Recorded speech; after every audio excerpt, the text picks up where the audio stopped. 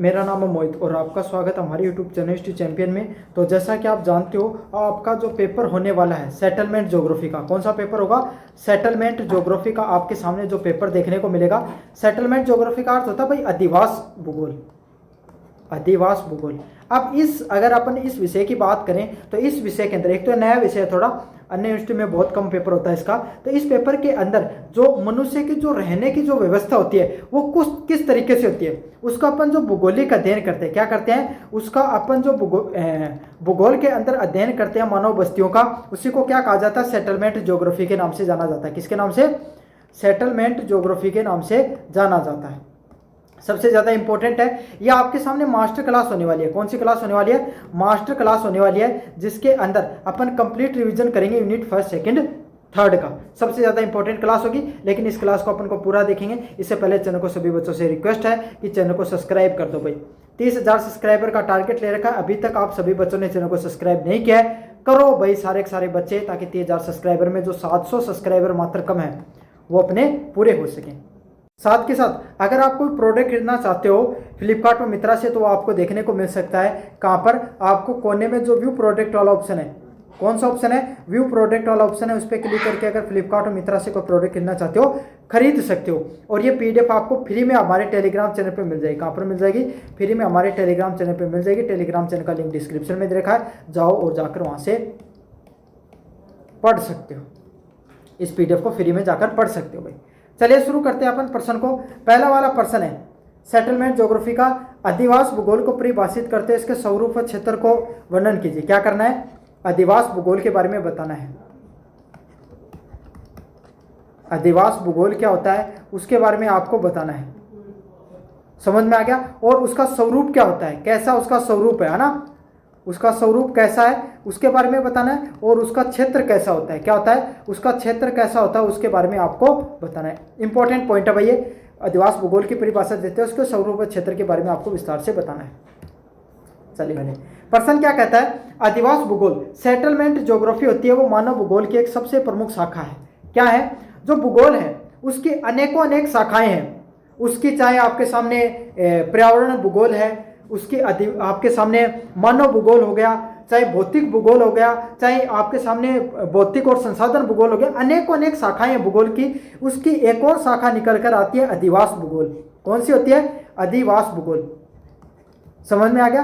काफी ज्यादा इंपॉर्टेंट है आपके सामने अधिवास भूगोल। अब इसके अंदर अपन पढ़ते हैं कि जो इसके अंदर अपन क्या पढ़ा जाता है, इसमें पृथ्वी के धरातल पर मानव बस्तियों के अधिवासों का उद्भव, विकास व वितरण, स्वरूप व कार्यों का वैज्ञानिक अध्ययन होता है। अब कोई भी भौगोलिक शाखा बनाई जाती है उसके पीछे कोई ना कोई वैज्ञानिक पद्धतियां या वैज्ञानिक कारण होते हैं। जैसे कि जो मनुष्य है उसको पृथ्वी के धरातल पे जो अलग अलग प्रकार की जो मनुष्य की बस्तियां हैं, क्या है? जो मानव बस्तियां हैं। क्या है? मानव जो बस्तियां हैं वो आपके सामने, चाहे आपके सामने अधिवास हो गया, उन मानव बस्तियों का कैसे उद्भव हुआ। अब मानव बस्तियां क्या है? शहरों में जाओगे बड़ी बड़ी कंक्रीट की इमारतें देखने को मिलेंगी, 10-10 मंजिला। समझ में आ गया?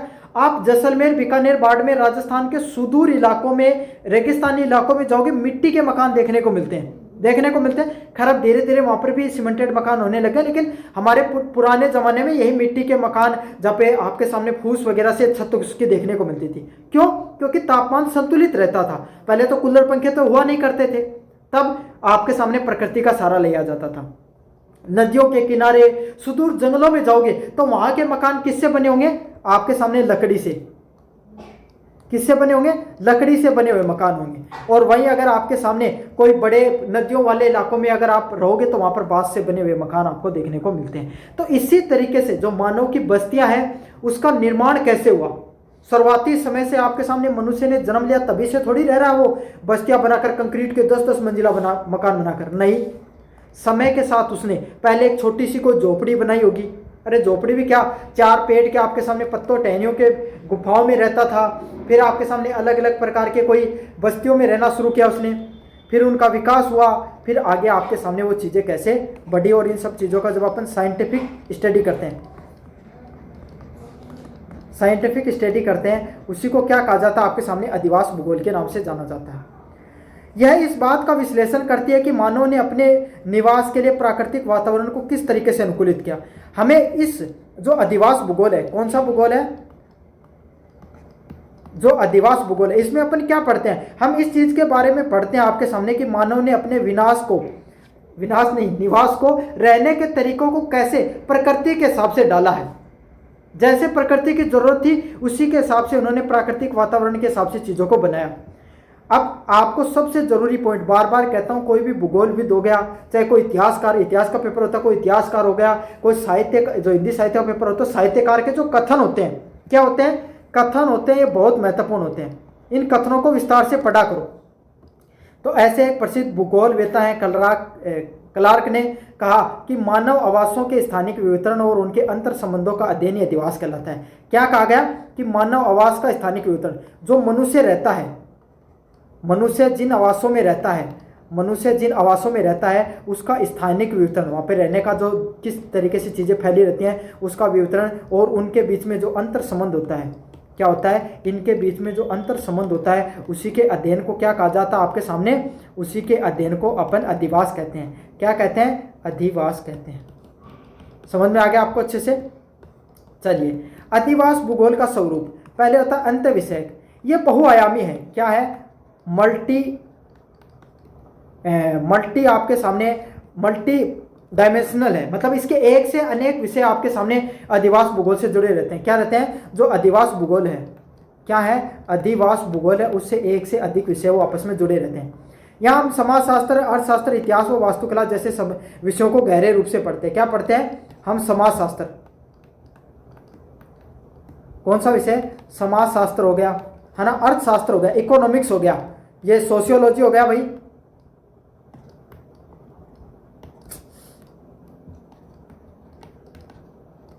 सोशियोलॉजी का स्टडी करते हैं, इकोनॉमिक्स का, इतिहास का, सबका अध्ययन करते हैं। अब कैसे करते हैं भाई, मनुष्य कहाँ रहता है भाई, मनुष्य आपके सामने समाज में रहता है। मनुष्य मकान बनाएगा, मनुष्य कैसे रहेगा, बात की बात है। मनुष्य रहता कहाँ पर है, समाज में। तो समाजशास्त्र में अपन समाज के बारे में तो अध्ययन कर रहे हैं, तो समाजशास्त्र विषय का अध्ययन हो गया। फिर अर्थशास्त्र, अर्थशास्त्र का जुड़ाव कैसे होगा भाई, मनुष्य आपके सामने प्रकृति से जुड़ा हुआ है, प्रकृति अर्थशास्त्र से, तो अर्थशास्त्र का भी अध्ययन होता है। और ऐतिहासिक घटनाओं का भी इसमें अध्ययन देखने को मिलता है। किसका, इतिहास से जुड़ी हुई घटनाओं का भी इसमें अध्ययन देखने को मिलता है। किसका, इतिहास से जुड़ी हुई घटनाओं का भी अध्ययन देखने को मिलता है। और वास्तुकला जैसे संबंध विषय होते हैं। क्या होता है, वास्तुकला जैसे विषय। क्यों, वास्तुकला होता है आर्किटेक्चर, भाई कोई भी मकान बनाओगे, कोई भी घर बनाओगे, वास्तुकला का प्रयोग तो होगा ही। तो वास्तुकला जैसे जो विषय होते हैं वो भी आपके सामने इसमें जुड़े रहते हैं। समझ में आ गया। तो अलग अलग प्रकार के जो विषय होते हैं उनका आपके सामने इसमें जुड़ाव देखने को मिलता है। अगले वाले की बात करें, स्थानिक व गत्यात्मक। यह अधिवासों के स्थानिक वितरण का अध्ययन करता है कि जो अलग अलग प्रकार के जो अधिवास है, रहने के तरीके हैं, वो ज्योग्राफी के हिसाब से अलग अलग जगह होती हैं, उन पे अलग अलग तरीके का आपके सामने रहन सहन देखने को मिलता है। चूंकि बस्तियां समय के साथ विकसित व परिवर्तित हुई, समय बदलता गया, अलग अलग समय पे जो बस्तियां होती हैं वो विकास हुआ, उनका क्या हुआ, उनका विकास देखने को मिला, है ना। और समय के साथ उनमें परिवर्तन भी देखने को मिला, इसीलिए क्या गत्यात्मक है। पहले मनुष्य गुफाओं में रहना शुरू किया, नदियों के किनारे छोटे छोटे पेड़ पत्तों से जगह बनाई, फिर उसने थोड़े बहुत मिट्टी वगैरह से कुछ बनाना शुरू किया मकानों को। फिर आपके सामने उसने पत्थर के मकान, आज के समय बड़े बड़े कंक्रीटों से मकान 10 मंजिला, 20 मंजिला, 30-30, 40-40 मंजिला मकानों का निर्माण करता है। तो क्या एक साथ ही निर्माण हो गया था, क्या नहीं हुआ था। समय के साथ चीज़ों में बदलाव देखने को मिला है, इसीलिए इसका स्वरूप कैसा, डायनेमिक है। डायनेमिक कैसे होता है, समय के साथ चीज़ों में बदलाव देखने को मिलता है। मानव पर्यावरण अंतःक्रिया, यह विषय मुख्य रूप से इस बात पर केंद्रित है कि भौगोलिक प्राकृतिक कारक मानव बस्तियों को कैसे निर्धारित करते हैं। मानव पर्यावरण के बीच में चीजें निर्भर करती हैं। भौगोलिक कारक होते हैं वो मानव बस्तियों को, जैसा भौगोलिक दृष्टिकोण होगा वैसी मानव की बस्तियां होंगी। रेगिस्तान के घर अलग होंगे, रेगिस्तान में घर आपके सामने मिट्टी से बने हुए चौकोर आकार के होंगे। जम्मू कश्मीर के मकान आपके सामने ऐसे कौन शेप में होंगे और आपके सामने लकड़ी के बने हुए होंगे। समझ में आ गया। क्यों भाई, क्यों होता है ऐसा, लकड़ी इंसुलेटर होती है, मिट्टी भी इंसुलेटर, मिट्टी का क्यों नहीं बना रहे वहां पर जम्मू कश्मीर में, कौन शेप में वहां पर, क्यों, क्योंकि मिट्टी बर्फ के दबाव से टूट जाएगी ना, नहीं बना सकते ना। तो मजबूत लकड़ी का, मजबूत लकड़ी का प्रयोग किया जाता है, लकड़ी का ज़्यादातर प्रयोग किया जाता है। क्यों? लकड़ी एक इंसुलेटर का काम करती है, जहाँ से ठंड आर पार नहीं हो सकती। तो कौन शेप में होगा? बर्फ गिरेगी तो नीचे की तरफ आ जाएगी। अगर चौकोर शेप में, राजस्थान के घर होते हैं, चौकोर शेप में बना दिया तो ये लो इतनी बड़ी इसके ऊपर इमारत जम जाएगी बर्फ की। इसीलिए कौन शेप में बनाए जाते हैं। तो ज्योग्राफी, भूगोलिक दृष्टिकोण, प्रकृति बहुत ज़्यादा निर्भर करती है कि मानव की बस्तियां वो कैसी होंगी। समझ में आ गया? मानव बस्तियां कैसी होंगी, इस पे किसका नियंत्रण रहता है? भूगोल का बहुत ज्यादा नियंत्रण रहता है। अधिवास भूगोल का अध्ययन क्षेत्र। अधिवास भूगोल का क्षेत्र अत्यंत व्यापक है। क्या है? जो आपके सामने जो अधिवास भूगोल है उसका जब अध्ययन करते हैं तो बहुत बड़ा है, अत्यंत व्यापक है, जिसे दो भागों में अपन बांट सकते हैं। पहला वाला भाग है अधिवासों की उत्पत्ति विकास, बस्तियों का ऐतिहासिक विकास और उन्हें प्रभावित करने वाले भौतिक व सांस्कृतिक कारक क्या होते हैं। अलग अलग प्रकार की जो बस्तियां हैं उसका विकास समय के साथ होता रहा। क्या? उसका विकास समय के साथ होता रहा और उनको प्रभावित करने के लिए अलग अलग प्रकार के चीजें हुई, भौतिक, फिजिकल और कल्चरल चीजें देखने को मिली। समझ में आ गया? ऐतिहासिक, समय के साथ, भौतिकता के साथ चीजों में चेंज हुआ। अधिवासों के प्रकार। ग्रामीण बस्तियां सघन व प्रकीर्ण होती हैं। गांव में जाओगे, गांव की बस्तियां कैसे, दूर दूर लोग रह रहे हैं, बहुत दूर दूर तक लोग रहते हैं, है ना, एक जगह पर लोग नहीं रहते हैं। रेखे, एक सड़क के किनारे सभी लोगों के घर देखने को मिल जाएंगे, रेखे आकार में देखने को मिलेंगे, है ना, या वर्ताकार में, भाई को चौराया उसके आसपास लोगों के घर देखने को, या कुएं वगैरह इसके आसपास लोगों के घर देखने को मिलते हैं, है ना। नगर के शहर कैसे होते हैं? नगरों का विकास उनकी आर्थिक संरचना सीबीडी पर निर्भर करती है। किस पर? सीबीडी पर, आवासीय क्षेत्रों व कार्यों पर निर्भर करती है। समझ में आ गया? तो नगरों का जो विकास होता है और उनके आंतरिक जो संरचना होती है वो सीबीडी प्रक्रिया पर निर्भर करती है और उनका कार्यों का विश्लेषण देखने को मिलता है। मतलब सीबीडी क्या होती है? कैसे नगरों को बसाना है। नगरों को गाँवों की तरह नहीं बसा सकते, उद्योगों के आसपास बहुत सारे लोग रहेंगे, है ना, उनके लिए सीवरेज लाइन निकालनी है, उनके लिए आपको मेट्रो लाइन निकालनी है, उनके लिए आपको हाईवे निकालना है, उनके लिए आपको अलग अलग प्रकार के विकास कार्य करने होते हैं। तो उसी हिसाब से लोगों को बसाना जरूरी होता है। समझ में आ गया? तो नगरीकरण को बसाने के लिए बाकायदा क्या योजना की जरूरत पड़ती है। ऐसे गाँव में किसी प्रकार की योजना नहीं, लोगों को जैसे मन में आया वैसे बस लिया, क्योंकि ज्यादा जनसंख्या वहां पर रहती नहीं है। समझ में आ गया? अगले वाला पॉइंट है समस्याओं का नियोजन। ग्रामीण और नगरीय बस्तियों को वर्तमान समस्याएं, मलिन बस्तियां, स्लम। भाई काफी ऐसे लोग होते हैं जिनके पास इतने पैसे नहीं होते हैं कि किराए के मकान में रह सके। काफी लोगों के पास ऐसे पैसे नहीं होते हैं जो आपके सामने घर बना सके, तो वो अपनी झुग्गी झोपड़ियों का निर्माण करते हैं, उसी को स्लम कहा जाता है। आवासों की कमी, बहुत कम क्षेत्र में बहुत सारे लोग रह रहे हैं, आवास का बहुत कमी देखने को मिलती है, इसीलिए टाउन प्लानिंग का आपके सामने जरूरत रहती है। अधिवास भूगोल केवल ईंट पत्थर मकान बनाने का अध्ययन नहीं है। इसका अर्थ ये नहीं है कि आपने ईंट पत्थर से मकान बना दिया, नहीं नहीं, उन मकानों को बनाना कैसे है, लोगों को बसाना कैसे है, इस चीज का अध्ययन किसमें किया जाता है? अधिवास भूगोल में किया जाता है। किसमें किया जाता है? अधिवास भूगोल के अंदर इन सब चीजों का अध्ययन किया जाता है। बल्कि मानव सभ्यता, उसकी संस्कृति व भूगोल और पर्यावरण के बीच में जटिल संबंधों को समझाने का महत्वपूर्ण विज्ञान है। इसमें क्या होता है कि मनुष्य की जो सभ्यता है, क्या है, मनुष्य की जो सभ्यता है वो कैसे रहेगी, वो कैसी संस्कृति में रहेगा और कैसी भूगोल और पर्यावरण के बीच में जो संबंध होता है उसको समझाने का आपके सामने विज्ञान होता है। समझ में आया? क्या विज्ञान है एक तरीके से। समझ में आ गया? चलिए, ये इंपॉर्टेंट पर्सन है। कैसा लगा आपको जोर से बताना, चैनल को जोर से सब्सक्राइब कर देना। ये अगले वाले प्रश्न की तरफ अपन आगे बढ़ते हैं। अगले वाला प्रश्न हमें कहता है कि नगरीय भूगोल को परिभाषित करते हुए उसके स्वरूपगत क्षेत्र के बारे में बताइए। क्या बताना आपको? जो नगरीय भूगोल है उसके बारे में आपको बताना है कि नगरीय भूगोल की परिभाषा देनी है तथा इसका स्वरूपगत क्षेत्र के बारे में बताना है कि भाई नगरीय भूगोल क्या होता है। क्या बताना है कि जो नगरीय भूगोल होता है, अर्बन ज्योग्राफी क्या होता है, उसके बारे में आपको बताना है। अगर जो अधिवास भूगोल की बात करें वो तो मुख्यतः अगर उसको अपन बांटे, क्या है, जो आपका जो सेटलमेंट ज्योग्राफी है या अधिवास जो भूगोल है, कौन सा आपके सामने, जो आपका अधिवास भूगोल है, ये दो भागों में मुख्य रूप से बटा होता है ना। एक होता है इसमें ग्रामीण अधिवास भूगोल और दूसरा होता है नगरीय अधिवास भूगोल। मतलब गांव के जो लोगों के जो रहन सहन का तरीका है और शहर में लोगों के रहन सहन का तरीका है, गांव की बस्तियों का निर्माण शहरों की बस्तियों का निर्माण में काफी अंतर होता है। तो अब इसके अंदर अपन नगरीय आपके सामने जो अधिवास भूगोल है, क्या है, नगरीय अधिवास भूगोल है उसके बारे में अपन विस्तार से पढ़ेंगे। क्या करेंगे? उसके बारे में अपन विस्तार से पढ़ने वाले हैं। काफी जरूरी आपके सामने एक क्लास होने वाली है। नगरीय भूगोल, अर्बन ज्योग्राफी मानव भूगोल की एक प्रमुख और आधुनिक शाखा है। क्या आपके सामने जो मानव भूगोल है, इंपॉर्टेंट के कौन सी शाखा के अंतर्गत आती है? ह्यूमन ज्योग्राफी के अंतर्गत। किसके अंतर्गत? मानव भूगोल ह्यूमन ज्योग्राफी के अंतर्गत आती है। इंपॉर्टेंट पॉइंट आपको यही याद रखना, किसके अंतर्गत आती है? ह्यूमन ज्योग्राफी के अंतर्गत आपके सामने देखने को मिलती है। यह है आपके सामने जो नगरों की उत्पत्ति, विकास और उनके आंतरिक संरचना, स्थानिक वितरण और उनके कार्यों का वैज्ञानिक अध्ययन करती है। क्या करती है आपके सामने? यह नगरों की उत्पत्ति, कोई भी नगर है, आपका शहर है, आपका निकटतम शहर है, जैसे भाई बहुत बड़ा उदाहरण लेते हैं जयपुर, दिल्ली, आपके सामने चेन्नई, बेंगलोर का, अपन आपके आसपास कोई नगर है, छोटा सा कोई जो नया शहर है, वो कैसे बस रहा है, उसकी बसावट देखो। आप जीवन में आप कोई भी किताब को पढ़ते हो तो उसको अपने आसपास के जीवन से भी रिलेट किया करो। आपके आसपास का शहर है, पहले अपने दादाजी से पूछना कि पहले इसमें इतनी दुकान हुआ करती थी क्या? वो कहते थे नहीं। ये जब से हाईवे निकला ना, इसके पास खूब सारी दुकानें आपके सामने लगने लगे, खूब सारी दुकानें यहाँ से कटने लग गई हैं, यहाँ की जमीन का आपके सामने भाव बढ़ गया। अक्सर सुनने मिलता है अपने को, है ना। पहले यहाँ पर कम से कम 10 दुकानें हुआ करती थी, उसके अलावा कुछ नहीं था। आज देखो स्टैंड, आज स्टैंड से दूर भी आपके सामने क्या हो गया है? बहुत सारी दुकानें खुलने लगी। हो रहा है ऐसा। तो इसी के बारे में अपन अध्ययन करते हैं कि कोई नगर है, उसकी धीरे धीरे उत्पत्ति कैसे होती है।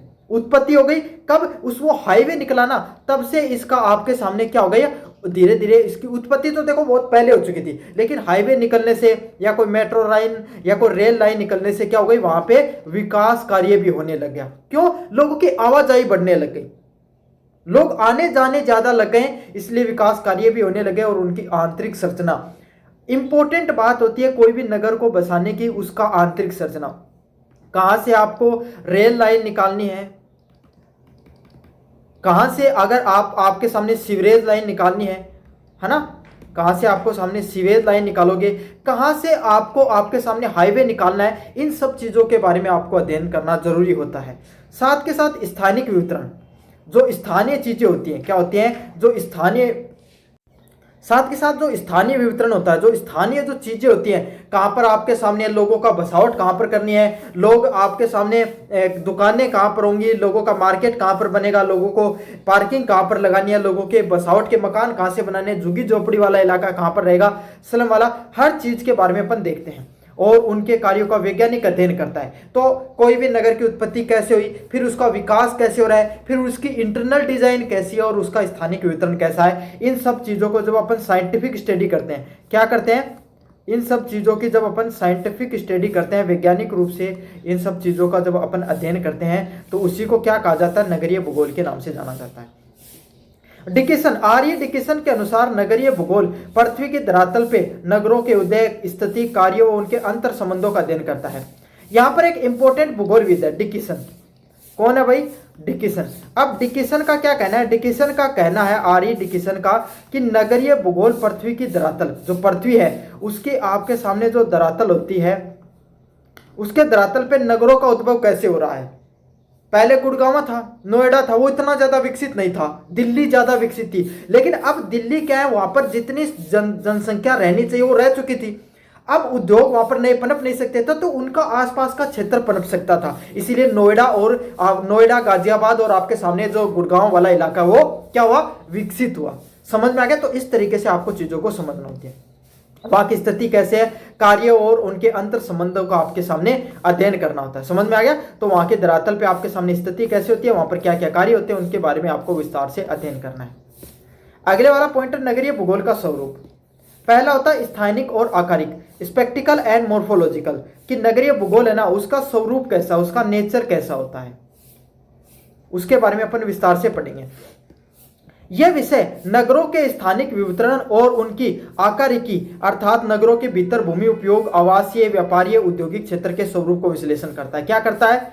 जो स्थानिक, क्या करता है? जो स्थानिक आपके सामने, स्थानिक और आकारिक, यह विषय नगरों के स्थानिक वितरण और उनके आकारिक, अर्थात नगरों के भीतर भूमि उपयोग, आवासीय, व्यापारी, औद्योगिक क्षेत्र का विश्लेषण करता है। स्पेक्टिकल स्टडी होती है ना, मोर्फोलॉजिकल और स्पेक्टिकल स्टडी क्या करती है? कोई भी नगर है उसका आकार कैसा है, कैसे आकार में बसा हुआ है, क्या वो वर्ताकार में है, क्या वो स्क्वायर में है, क्या वो लीनियर है, कैसे उसका आकार है, रेडिकल है, कैसा उसका बसावट है, जो जमीन का उसका उपयोग कैसे किया जा रहा है, लोग आवासीय भूमि बना रहे हैं तो कहां पर आपके सामने बना रहे हैं, व्यापार करने का क्षेत्र कहां पर है और इंडस्ट्रियल एरिया कहां पर है। समझ में आ गया। इंडस्ट्रियल एरिया अक्सर बाहर देखने को मिलता है, व्यापार संबंधी गतिविधियां बाजारों में होती है, जो मेन मार्केट होता है वहां पर देखने को मिलती है, मेन मार्केट में देखने को मिलती है। और आवास होता है वो मार्केट के आसपास पनपता है ज्यादातर, या कोई बड़ा हॉस्पिटल हो गया, कोई स्कूल हो गई, कोई रेलवे स्टेशन हो गया, उसके आसपास का क्षेत्र अक्सर आवासीय क्षेत्र में पनपता है। क्यों? क्योंकि वहीं पर आपके सामने लोगों को आसानी से चीजों की उपलब्धता होती है। अगले वाला होता है डायनामिक, गत्यात्मकता। नगर कभी स्थिर नहीं होते, वे लगातार फैलते रहते हैं। पहले आपके शहर था, आपके आसपास का शहर था, क्या पहले जो शहर था आज भी क्या उतना ही बड़ा शहर है?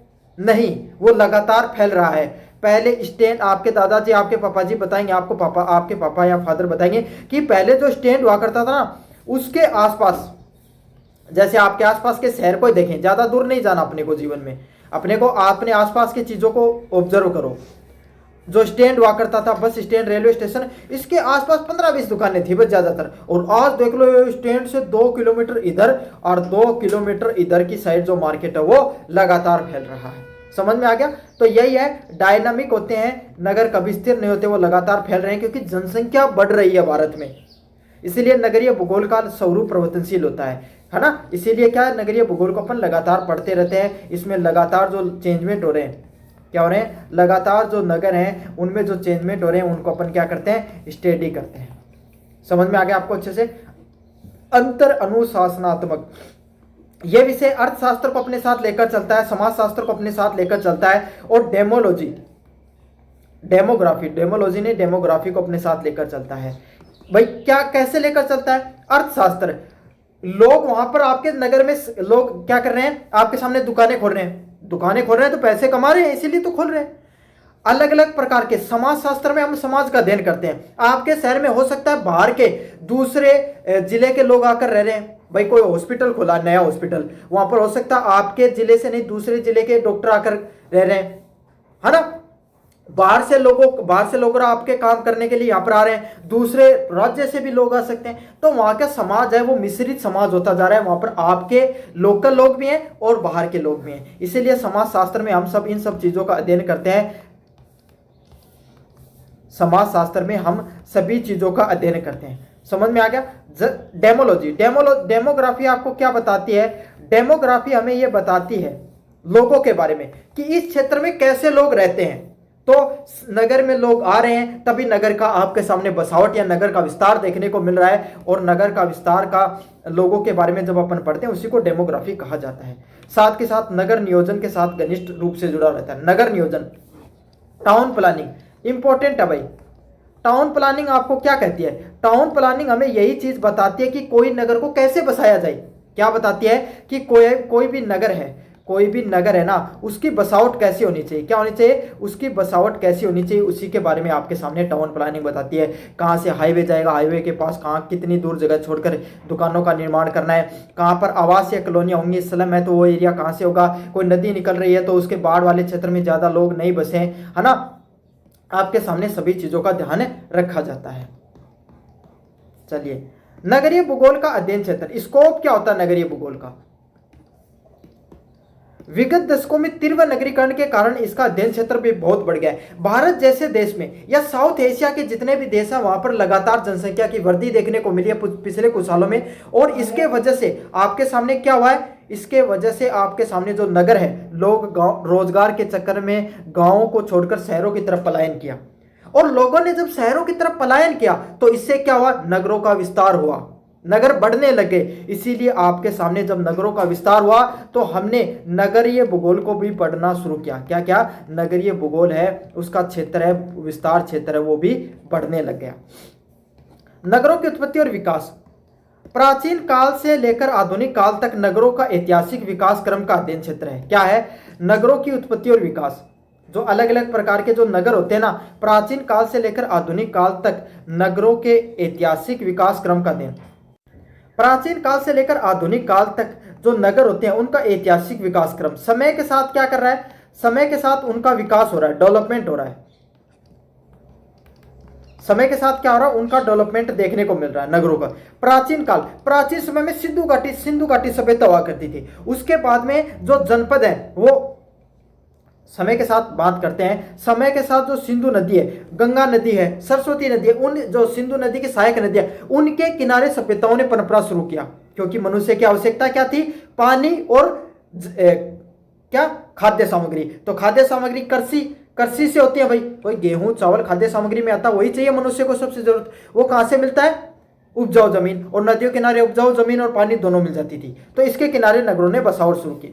फिर क्या हुआ, जनपद बने। जो 16 जनपद है ना आपके सामने, 16 जनपद किसके किनारे बसे, आपके सामने गंगा नदी के किनारे बसते हैं।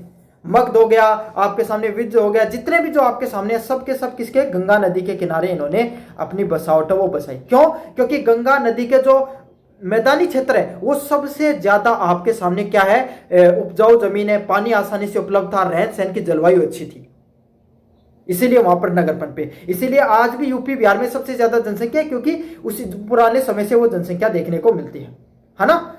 और आज के समय क्या है, आज के समय लोग कैसे अपने शहर बढ़ रहे हैं, आज के समय दिल्ली हो गया है ना, बेंगलोर हो गया, सूरत हो गया, औद्योगिक क्षेत्र जहां पर ज्यादा उद्योग है वहीं पर आपके सामने नगरों की उत्पत्ति होती जा रही है।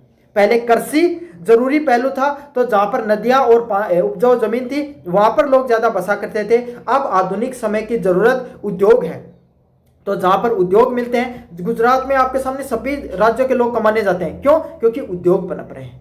समझ में आ गया, इसीलिए वहां पर ऐतिहासिक विकास क्रम भी देखने को मिल रहा है। नगरों का वर्गीकरण, कार्य, औद्योगिक कार्य, धार्मिक व प्रशासनिक और आकार के आधार पर नगरों का वर्गीकरण करना। क्या करना, अलग अलग प्रकार के डेवलपमेंट होते हैं, जैसे इंडस्ट्रियल डेवलपमेंट। अगर कहीं पर उद्योग पनप रहे हैं तो आपके सामने क्या होगा, उद्योगों का तो आप सबको पता है भाई, जहां पर उद्योग बनेगा वहां पर लोग रोजगार करने के लिए आएंगे और वहां पर आसपास लोग बसेंगे तो नगर भी बनेगा। धार्मिक कारण, कोई ऐसी जगह है भाई, आज के आप राजस्थान में रहते हो, खाटू श्याम जी, सालासर है ना, आपके सामने सेठ सावरिया है ना, करनी माता हो गई है ना, रामदेव जी का मंदिर हो गया, तेजा जी का मंदिर हो गया। इधर क्या धीरे धीरे खास करके खाटू श्याम जी में आजकल क्या है, बहुत ज्यादा नगर, उनके आसपास के रिंगस वगैरह का नगर काफी विकसित हो रहा है। क्यों, क्योंकि बहुत सारे लोग वहां पर धर्म के आस्था के लिए वहां पर क्या करने आते हैं, दर्शन करने आते हैं। लोगों की आवाजाही तो पैसा बसावट देखने को मिलती है। प्रशासनिक दृष्टिकोण से चंडीगढ़ जैसा शहर है, उसका निर्माण इसीलिए हुआ था कि वहां पर लोग बसावट के लिए जो अधिकारी लोग हैं वो वहां पर रहेंगे। समझ में आ गया, तो उसको नगरों का वर्गीकरण अलग अलग चीजों पे होता है। क्या तो नगरों का विस्तार उद्योगों की वजह से हो रहा है, धार्मिक वजह से, या प्रशासनिक कार्यों की वजह से उनका विस्तार देखने को मिलता है। नगरीय आकार की, अर्बन मोर्फोलॉजी, नगरों की आर्थिक संरचना के सिद्धांत, जैसे केंद्रीय वलय सिद्धांत व खंड सिद्धांतों का अध्ययन करना। क्या करना, जो नगर है, अर्बन मोर्फोलॉजी होती है ना, अर्बन मोर्फोलॉजी में जो नगरों की आंतरिक संरचना की, नगर बसे हुए कैसे हैं, उनकी बसावट के बारे में अपन अध्ययन करते हैं। जैसे कि केंद्रीय वलय, सेंटर की, जो केंद्र है ना, केंद्र के अंदर आपके सामने ज्यादा बसावट है, बाहर कम बसावट है ना। खंड सिद्धांत, इसका दो अलग मुख्य सिद्धांत है, इनके बारे में विस्तार से आगे पढ़ेंगे अपन। नगर प्रदेश, सिटी रीजन, कौन सा रीजन, सिटी रीजन। एक नगर को अपने आसपास व ग्रामीण क्षेत्र में हिंटरलैंड व ह्यूमलैंड पर पड़ने वाले प्रभावों का विश्लेषण। एक नगर है ना, एक नगर का जब विकास होगा ना तो उसके साथ उसके आसपास के ग्रामीण क्षेत्रों का भी विकास होगा। क्यों, क्योंकि भाई नगरों में लोगों को आपके सामने वहां पर चलाने के लिए वहां पे मजदूर, आसपास के गांवों के लोग है ना, काम करने के लिए वहां पर जाएंगे। पहली बात, रोजगार मिलेगा लोगों को। दूसरी बात क्या है, डेयरी से संबंधित, क्योंकि शहरों में डेयरी प्रोडक्ट कम बनते हैं, गांव में ज्यादा रहते हैं, तो उसके डेयरी जो उद्योग होता है, कौन सा उद्योग, डेयरी उद्योग कहां पनपता है, डेयरी उद्योग आपके सामने हमेशा ग्रामीण क्षेत्र में पनपता है। तो उसके आसपास के आपके सामने जो क्षेत्र है, ग्रामीण क्षेत्र, उनमें भी काफी ज्यादा प्रभाव पड़ता है एक नगर का विकास का। नगरीय समस्या नियोजन, बढ़ती आबादी के कारण उत्पन्न समस्याएं, मलिन बस्तियां, ट्रैफिक व प्रदूषण भी होता है। कोई भी नगर का विकास हो रहा है, क्या हो रहा है, कोई भी नगर का विकास हो रहा है तो कोई भी पहलू होती है भाई, उसमें सिर्फ पॉजिटिव चीजें नहीं होती हैं, उसमें कुछ ना कुछ नेगेटिव पहलू भी होते हैं। तो अगर आबादी बढ़ेगी तो स्लम, भाई सभी लोग आपके सामने इतना पैसा नहीं कमाएंगे कि वो आपके सामने किराए के मकान पे रहें, तो लोग झुग्गी झोपड़ियों में भी रहेंगे। लोग आवाजाही के लिए खुद के साधन लेकर आएंगे तो ट्रैफिक भी बढ़ेगा और उसके साथ प्रदूषण भी बढ़ेगा। तो इसीलिए आपके सामने भविष्य के लिए स्मार्ट सिटी जैसी जो योजनाएं हैं वो बनानी जरूरी है, ताकि नगरों में किसी प्रकार की समस्याएं उत्पन्न ना हो। चलिए, नगरीय भूगोल वही बात है, ईंट कंक्रीट व जंगलों का अध्ययन नहीं है, बल्कि नगरीय समाज अर्थव्यवस्था के एक पूरा का पूरा तंत्र को समझने का समस्त। अगले वाला सिद्धांत आपके सामने केंद्रीय स्थान सिद्धांत। कौन सा है? केंद्रीय स्थान सिद्धांत। अभी केंद्रीय स्थान सिद्धांत क्या कह रहा है आपके सामने? केंद्रीय स्थान सिद्धांत क्या कहता है उसके बारे में अपन विस्तार से पढ़ेंगे। क्या करेंगे? विस्तार से अपन इसका अध्ययन करने वाले हैं। क्या कहता है आपके सामने? ये कहता है नगरीय भूगोल में केंद्रीय स्थान सिद्धांत, सेंट्रल प्लेस थ्योरी, सीपीटी। कौन सी थ्योरी है? Central place theory. क्या कहती है central place theory? Central place theory एक अत्यंत महत्वपूर्ण व युगांतकारी सिद्धांत है, समय के साथ बदलाव आने वाले सिद्धांतों में से। इसका प्रतिपादन जर्मन भूगोलवेत्ता वोल्टर किस्टाल्टर के द्वारा किया गया था। वोल्टर किस्टाल्टर ने क्या बताया आपके सामने? इन्होंने 1933 में दक्षिण जर्मनी के नगरों के अध्ययन के आधार पर किया। मतलब ये जो नगरीय भूगोल का जो केंद्रीय स्थान सिद्धांत है, सेंट्रल प्लेस थ्योरी है, इसको किसके द्वारा बताया गया? वोल्टर किस्टाल्टर के द्वारा। मोस्ट इंपोर्टेंट नेम है। अगर आप पेपर के अंदर अगर ये प्रश्न आए तो इस नाम को जरूर से बताना है। क्या करना है? इस नाम को जरूर से उसका बारे में बताना है। इस नाम के बारे में आपको जरूर से बताना है। अच्छा, इन्होंने कब बताया? 1933 में आपके सामने जो दक्षिण जर्मनी है, कहाँ के थे? शायद जर्मनी के थे। उनके जो नगर है उनकी बसावट कैसे है उनका इन्होंने विस्तार से अध्ययन किया। क्या क्या? उनका इन्होंने विस्तार से अध्ययन किया। फिर उस विस्तार के अध्ययन में उन्होंने पाया और उसी के अध्ययन में जो जो चीजें इन्होंने सीखी उसके आधार पर इन्होंने चीजों को बताया। इनका मुख्य उद्देश्य समझना थी कि बस्तियां, नगर, कस्बों की संख्या, आकार और उनके बीच की दूरियां किस प्रकार से निर्धारित होती हैं। इन्होंने क्या सीखा कि जो अलग अलग प्रकार की जो बस्तियां होती हैं, क्या होती हैं? अलग अलग प्रकार की जो बस्तियां होती हैं उसमें नगर व कस्बों की संख्या कितनी होती है। भाई कोई शहर बस रहा है ना, वहाँ पे एक नगर व कस्बों है ना, मतलब अलग अलग प्रकार के छोटे छोटे नगर। जैसे आपने देखा हो ना, सेक्टर ए है ना, sector 1, sector 2, sector 10, sector Z, इस प्रकार का नाम सुना है। तो उन नगरों में जो छोटे छोटे कस्बे होते हैं ना, उनकी संख्या कैसी होती है, उनका आकार कैसे है, कि वो बसावट में कैसे है। सेक्टर ए है ना, वो कैसे बसा हुआ है, सेक्टर 10 कैसे बसा हुआ है, सेक्टर जेड ए कैसा बसा हुआ है, उनका आकार कैसा है, उसके बारे में अपन देखते हैं इस सिद्धांत के अंदर। और उनके बीच में दूरी, सेक्टर ए और सेक्टर बी के बीच में कितनी दूरी है, इसके बारे में इन्होंने अध्ययन किया। तो जो नगर केंद्रीय स्थान सिद्धांत है, ये जो बस्तियां और नगर होते हैं उनमें कितनी बस्तियों की संख्या होती है, उनका आकार छोटा है बड़ा है, और उनके बीच में दूरियां कितनी होती हैं, इसके बारे में विस्तार से अध्ययन करते हैं। क्या करते हैं? इनके बारे में विस्तार से अध्ययन किया जाता है। समझ में आ गया? अध्ययन क्षेत्र यहां पर देखने को मिलता है। अगले वाला पॉइंट है सिद्धांत की मुख्य संकल्पनाएं, की कॉन्सेप्ट्स। की कॉन्सेप्ट्स क्या है भाई आपके सामने?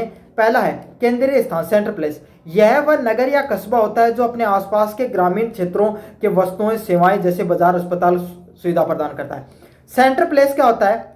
सेंट्रल प्लेस कोई भी जगह होती है ना, कोई भी आपके सामने कोई भी नगर है, उसकी जो बीच की जगह होती है, सबसे मुख्य जगह होती है, जहां पर सबसे बड़ा मेन मार्केट होता है। क्या होता है? जहां पर आपके सामने सबसे बड़ा मेन मार्केट होता है, जहां पे वहीं पर आपके सामने क्या, पुराने समय पे जब ये नगर बना होगा ना, तो सबसे पहले उसी क्षेत्र का विकास हुआ होगा। वहीं पर बाजार देखने को मिलेगा, वहीं पर अस्पताल होंगे और वहीं पर स्कूल होंगे। तो कोई भी बाजार होता है, उसकी जब शुरुआत हुई थी, जब वो बसना शुरू हुआ था, जब उसका विकास क्रम चल रहा था, तब उसका जो मार्केट सबसे पहले कहां पर पनपा था, उसी को केंद्रीय स्थान, सेंट्रल प्लेस या मेन मार्केट के नाम से जानते हैं। वहीं पर अलग अलग प्रकार के बाजार देखने को मिलेंगे, अस्पताल और स्कूलें देखने को मिलेंगी। वहीं पर लोग क्या करते हैं, जो ग्रामीण क्षेत्र, जो विलेज होता है, वहाँ जो आसपास के ग्रामीण क्षेत्र होता है, वहाँ से लोग आपके सामने क्या करते हैं, वस्तुएं और जो सेवाएं होती हैं उनको प्रदान करने के लिए। भाई बाजार में लोग चीज़ें खरीदने के लिए आते हैं आसपास के गाँव से। अस्पताल में लोग आपके सामने क्या है, अपना इलाज कराने के लिए आते हैं। क्या करते हैं? अस्पताल में लोग अपना इलाज कराने के लिए आते हैं। तो अलग अलग प्रकार की चीज़ें हैं वो देखने को मिलती हैं। समझ में आ गया? चलिए अगले वाला पहचान है दहली व न्यूनतम सीमा, थ्रेशोल्ड। किसी भी सेवा या दुकान को जीवित रखने के लिए आवश्यक ग्राहकों की न्यूनतम आपके सामने संख्या होती है। देखो कोई भी बिजनेस होता है भाई, आप एक छोटी सी चीज़ सोच के देखो, आपने अपना खुद का बिजनेस लगाया, आपने अपना खुद का बिजनेस लगाया, आपने अपनी दुकान खोली, किसकी खोली? इलेक्ट्रिशियन की। जो आपके घर का जो इलेक्ट्रिसिटी का सामान होता है उससे संबंधित आप सामान रखते हो, तो भाई आपने जो दुकान खोली है उस पर कम से कम न्यूनतम 10, 15, 20, 50, भाई डेली के कम से कम 20 ग्राहक तो आने चाहिए, है ना। 20 ग्राहक आएंगे। क्या है, अगर आपकी दुकान पर 20 आपके सामने कस्टमर आएंगे, है ना, 20 कस्टमर आएंगे, तब 20 में से कम ऐसे होंगे जो 5 ही सामान खरीदेंगे, है ना। बाकी तो आपके सामने भाई 15 तो सिर्फ पूछ कर ही जाते हैं, या कभी 10 खरीद लेंगे, इससे ज्यादा नहीं खरीदते हैं। लेकिन सोचो अगर आपकी दुकान पर कस्टमर ही 5 आ रहे हैं तो क्या आपकी दुकान चल पाएगी? ज्यादा दिन नहीं चल पाएगी। तो थ्रेश होल्ड डेली व न्यूनतम सीमा वो होती है कोई भी सेवा, कोई भी सर्विस। जैसे मैं पढ़ा रहा हूं तो मेरे वीडियोस पे कम से कम इतने व्यूज तो आने चाहिए कि कम से कम भाई मैं पढ़ाऊं तो आप लोगों तक पहुंचे और मेरा भी कंटेंट अच्छे से चले। तो आप और साथ के साथ अगर कोई दुकान खोल रहे हो तो उसको जीवित रखने के लिए कम से कम ग्राहकों की जरूरत होती है। जैसे बेकरी पे कम से कम ग्राहक चाहिए, लेकिन कार के शोरूम में बहुत अधिक नहीं। लेकिन अब दुकान का भी फर्क है कि आप दुकान किसकी खोल रहे हो। आप घर का सामान रख रहे हो, घर का सामान रख रहे हो, दूसरी तरफ आपकी किसकी दुकान है? शोरूम आपका किसका? आपके सामने कार की दुकान है, कार का शोरूम आपका। तो घर के सामान रख रहे हो ना, इसमें क्या होता है, ज्यादा से ज्यादा कस्टमर चाहिए क्योंकि प्रॉफिट ज्यादा नहीं होता। कार की शोरूम में पूरे दिन में 2 ग्राहक आए, है ना, पूरे महीने में आपके सामने अगर 100 ग्राहक आए और उसमें अगर 10 ने भी चीज खरीद ली ना, 10 ने भी अगर कार खरीद ली तो उनका तो काम हो जाएगा। अगर घर का सामान रख रहे हो तो दिल्ली के आपके सामने 100, दिल्ली के कम से कम 50 ग्राहक आपके पास आने चाहिए। समझ में आ गया? तब आपका काम चलेगा। दिल्ली के 100 या 50 ग्राहक आएंगे तब आपकी दुकान अच्छे से चलेगी। महीने के 100 आएंगे तो आपको बंद करनी पड़ जाएगी। समझ में आ गया? तो आपकी कोई दुकान किस चीज की है और उस पर न्यूनतम ग्राहक कितने आने चाहिए, उसी को थ्रेश होल्ड वैल्यू के नाम से जाना जाता है। चलिए अगले वाला होता है रेंज ऑफ गुड। कोई ग्राहक किसी सेवा को प्राप्त करने के लिए अधिकतम कितनी दूरी तय करनी पड़ती है। भाई अगर आप क्या करना पड़ते हो, आपके जो शहर है, पास में जो शहर है, उस शहर पे पहुंच, आपको शहर है उसके अंदर अगर आपको कोई कार खरीदनी है तो कितनी दूर जाना पड़ता है। क्या आपके पास वाले शहर में कार का शोरूम है? अगर आपको ट्रेन पकड़नी है तो क्या वहां से मिल जाएगी? क्या वहां पर आपको दूर जाने के लिए अगर आपको कोई बस चाहिए, क्या वहां पर स्टैंड है? क्या वहां पर अस्पताल इतना अच्छी क्वालिटी का है कि आपको कोई इलाज चाहिए तो वो मिल जाएगा?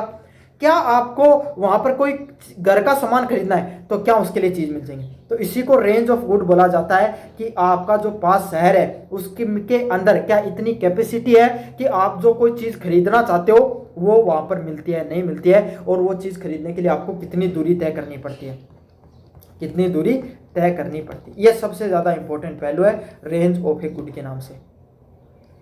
अगले वाला है क्रिस्टोलर का षटकोणीय मॉडल, हेक्सागोनल मॉडल। क्या कहता है हेक्सागोनल मॉडल? क्रिस्टोलर ने माना कि यदि बाजार क्षेत्र वृत्ताकार सर्कुलर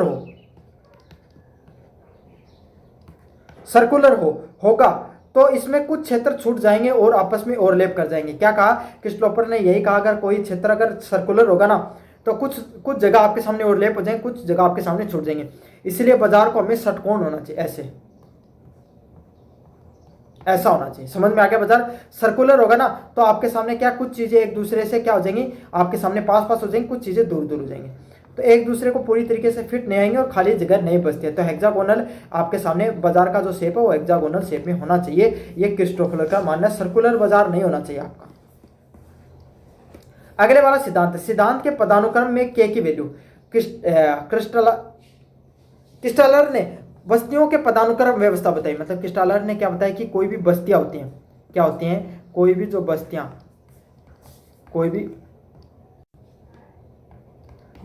होती हैं, क्रिस्टोफर ने बताया जो बस्तियां होती है ना उनको कैसे बसाना चाहिए। इसमें उन्होंने उसको बसाने के लिए के की वैल्यू दी। क्या दी? के की वैल्यू दी। किसकी वैल्यू दी? उनके द्वारा के की वैल्यू उनके द्वारा दी गई। के की वैल्यू क्या कहती है? के इक्वल टू 3 बाजार सिद्धांत, मार्केटिंग प्रिंसिपल। उनके अनुसार एक उच्च स्तरीय का केंद्र सबसे निचले स्तर के 3 केंद्रों के बराबर बाजार की सेवा करता है। क्या करता है? एक आपके सामने, जैसे मैं बताऊं के की वैल्यू 3 क्या कहती है, ये बीच का सेंटर का एरिया ना मेन मार्केट है, मेन मार्केट होता है ना, वो आसपास के आपके सामने जो 3 बाजार जितना पैसा कमा पाते हैं ना, उतना एक जो बीच का मेन मार्केट है ना उतना पैसा कमा कर देता है। उतने वहाँ पर लोग हैं ना वो अपनी दुकान खोल कर रखते हैं। समझ में आ गया? तो एक उच्च स्तर का जो केंद्र होता है ना उसमें आपके सामने सबसे ज़्यादा पैसे की कमाई होती है।